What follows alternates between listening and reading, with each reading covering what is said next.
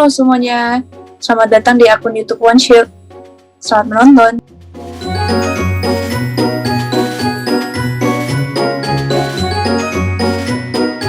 Halo, selamat siang sahabat OneShield. Kembali berjumpa di IG Live OneShield setiap hari Rabu siang jam 12.30. Oke, selanjutnya saya akan mengundang nih narasumber kita hari ini yang akan bergabung bersama untuk membahas terkait dengan bersama dengan Ibu Imelda Tarigan, CFP, salah satu konsultan dari OneShield. Halo, Bu Imelda. Halo juga Mbak Agustina. Oke Bu, kita siang ini mau ngobrol-ngobrol nih seputar investasi ya. Hari ini sih ngomongnya untuk investor pemula ya, tapi setidaknya buat para investor pada umumnya lah, supaya bisa belajar dari yang sudah lalu. Pembelajarannya itu kan gara-gara pandemi jadi banyak ketidakpastian ya. Jadi kalau sedang terjadi ketidakpastian itu paling aman buat kita itu adalah mendiversifikasi aset. Jadi supaya meminimalisir resiko. Yang menjadi penyelamat investasi kita itu karena ternyata inflasi kita juga rendah. Nah, jadi kalau investasi rendah, jadi walaupun hasil investasi juga mungkin ya cuma 3 atau 5% gitu ya, tetapi paling tidak kita bisa menyelamatkan nilai uang kita. Karena inflasi kita itu masih di kisaran 3%-an aja. Jadi pelajarannya adalah buat teman-teman jangan sungkan untuk berinvestasi, karena kalau tidak berinvestasi juga ada risikonya. Risikonya nilai uang kita makin lama makin tergerus inflasi gitu. Oke, jadi sahabat OneShield jangan patah arang gitu ya. Kalau mungkin selama ini mengalami jeblok gitu ya, istilahnya investasinya itu gagal gitu. Karena mungkin sebelumnya ikut kata teman nih, atau mendengar testimoni mungkin ya dari orang-orang yang cukup terkenal gitu kan, kemudian mencoba masuk ke dalam dan mungkin mengalami kerugian gitu. Ini mungkin yang perlu dipahami ya Bu ya oleh investor pemula untuk berinvestasi itu, kira-kira konsep-konsep dasar apa aja yang harus diketahui nih oleh para pemula. Pertama, kita harus menyadari bahwa tidak ada investasi yang tanpa risiko. Jadi risikonya sebesar apa itu kembali kepada kita masing-masing.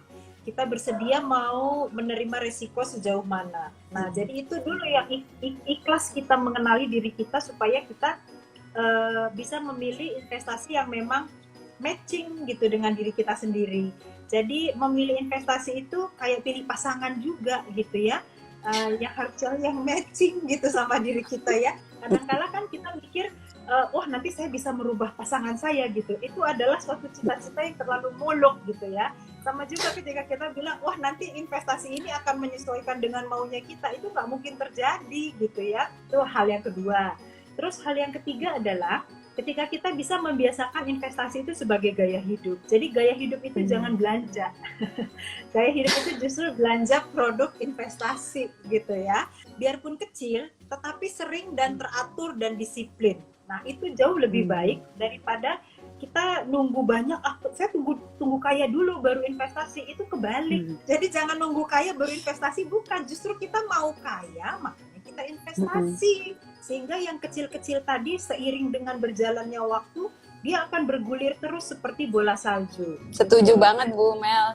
Mungkin ini buat menegaskan lagi nih ke teman-teman. Jadi persiapan apa sih yang harus kita miliki secara finansial untuk bisa memulai investasi? Kalau tadi kan lebih ke satu, kita memang accept resikonya, memang kita tahu ada resiko. Tapi secara finansial berarti tadi kita harus punya surplus, berarti Bu ya, paling nggak bisa nyisihin yang receh tadi gitu ya.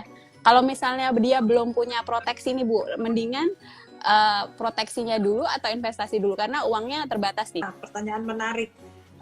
Banyak orang yang bilang begitu, saya ngapain perlu beli proteksi, yang penting kan saya investasi gitu ya. Nah, tetapi jangan lupa investasi itu kan ada unsur risiko.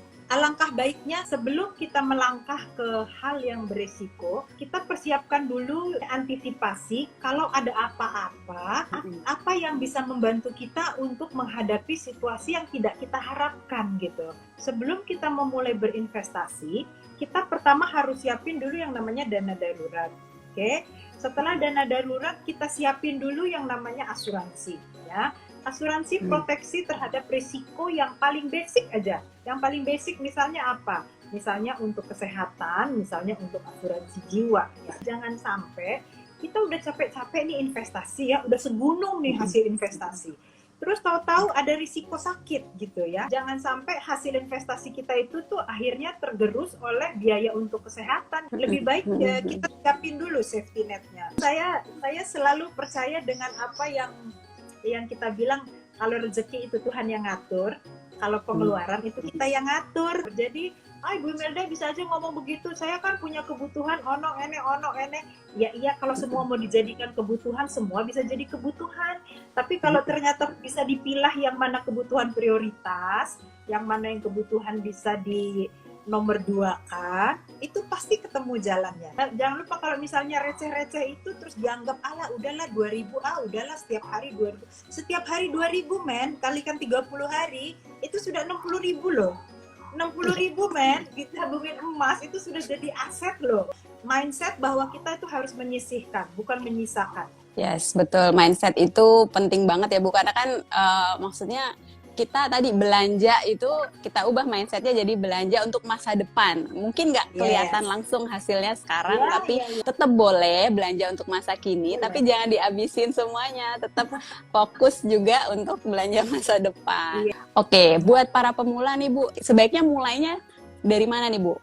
Habis baca, terus apa perlu ikut training dulu biar lebih pede gitu, atau udah nyemplung aja tapi udah tahu bahwa saya siap kehilangan sekian? Mendingan nih gimana nih kalau buat para pemula? Pertama-tama kita harus ini dulu ya, realistis sama diri kita sendiri ya. Nah, kalau kita nggak punya waktu, ada baiknya kita serahkan sama yang memang expert, yang memang punya keahlian di bidang pengelolaan investasi. Yang penting kita pilih produk yang legal ya teman-teman.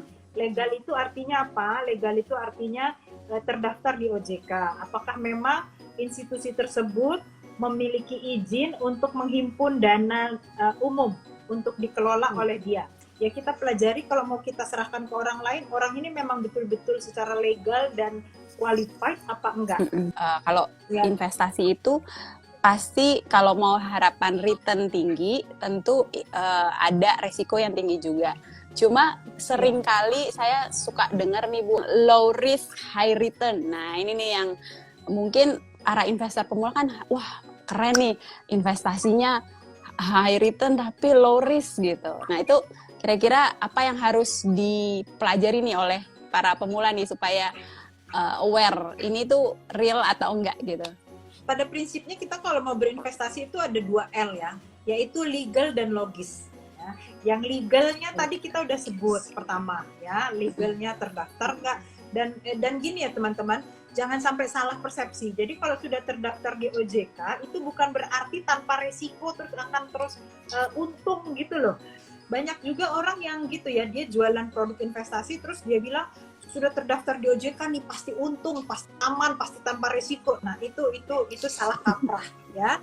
Terdaftar di OJK itu artinya identitasnya sudah dikenal, SOP-nya sudah disetujui, jadi prosedur di dalam perusahaan itu sudah memenuhi kriteria. Perkara nanti hasil pengolahannya itu akan menjadi keuntungan atau tidak, itu tidak ada yang bisa menjamin. Nah, jadi ada 2 hal, antara legal dan logis. 2L ini memang harus sejalan. Yang kedua itu adalah logis. Ya. Apakah logis kalau misalnya dia menginvestasikan ke dalam hal yang kata dia tidak ada risikonya, tapi terus kemudian untungnya gede banget gitu ya. Nah itu coba ditanya aja baik-baik, kamu bisnisnya apa ya, mengelolanya apa gitu ya, karena itu tidak logis ya. Sesuatu hal yang logisnya itu adalah kalau kita bekerja keras, kita bisa memitigasi risiko, maka ada potensi kita akan memperoleh return. Modusnya investasi bodong tuh seringkali begitu, menjanjikan investasi yang tanpa risiko atau yang dia bilangnya malah tanpa risiko Mbak Bin. Biasanya dia bukan bilang low risk, bukan. Dia malah akan bilang tanpa risiko loh, tapi untungnya udah pasti gitu. Nah itu sebaiknya justru kita harus lebih hati-hati terhadap tawaran yang seperti itu. Wah, seru betul, banget nih, betul. Bu. Memang ngomong investasi nggak pernah ada habisnya. Yang penting tadi disiplin, mulai dari receh maupun uang besar, sisihkan untuk investasi, tapi jangan lupa jaring pengaman. Tadi yang Bu Imelda bilang ya, dana darurat, proteksi kesehatan, proteksi jiwa, supaya investasi yang udah capek-capek kita kumpulin tadi tidak terpakai untuk dalam kondisi emergency tadi, tidak tergerus sampai habis gitu ya. Oke, Bu Imelda ada closing statement gak nih untuk diskusi kita pada siang hari ini? Pesan-pesan untuk teman-teman sahabat OneShield semua. Gampang aja, yuk kita bergaya hidup investasi, jangan gaya hidup belanja. Gaya hidup belanja produk keuangan deh, gitu. Semakin cepat, semakin baik. Receh-receh nggak apa-apa, kumpulin tuh sisa uang parkir ya, sisa uang beli gorengan gitu ya, kumpulin tuh, nggak apa-apa, 1.000 setiap hari, 1 bulan kan bisa jadi 30.000 beli emas. Betul. Jadi yang rutin, yang sudah disisihkan di awal udah jalan, kemudian nanti yang receh-receh dikumpulin di akhir bulan bisa buat top up lagi gitu ya, Bu ya. Yes. Oke, wah keren banget. Jadi tidak ada alasan lagi buat teman-teman untuk tidak berinvestasi. Yang penting belajar, praktek gitu kan, dan tetap waspada gitu ya. Terima kasih banyak Bu Imelda waktunya, Sama-sama, Mbak sharingnya, sehat-sehat ya. ilmu. Iya, sehat-sehat buat kita semua. Mudah-mudahan sukses semakin sukses di tahun mendatang, dan investasinya juga semakin cuan. Oke, thank you. Sampai jumpa lagi sahabat OneShield. See you Rabu depan. Bye-bye.